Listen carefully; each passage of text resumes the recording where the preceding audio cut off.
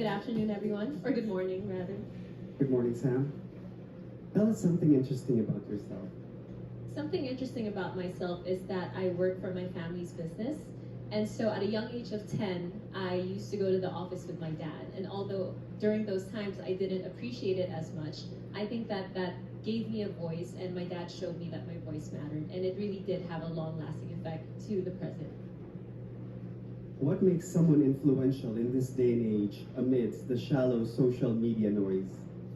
I think what makes someone influential is by their actions. Because when you look at someone's social media, I don't think that the number of followers, comments, or likes should define them.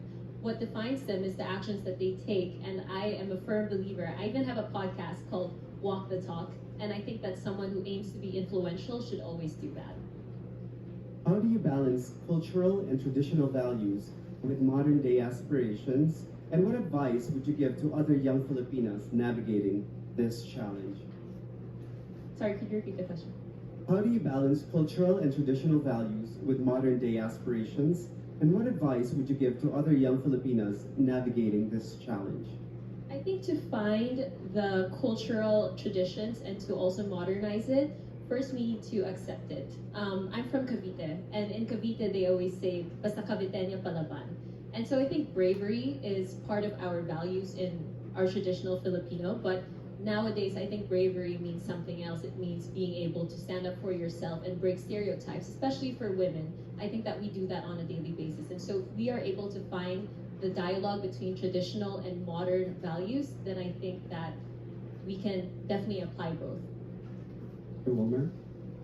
As a delegate for Miss Universe Philippines 2023, what does our national gem, the South Sea Pearl, represent to you?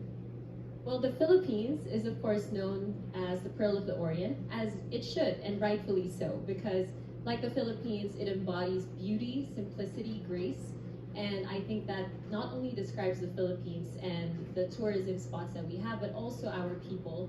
And so I think it's very, very important to preserve the pearls, because also looking at it from a financial or business point, it can compete with international markets as well in jewelry and high fashion.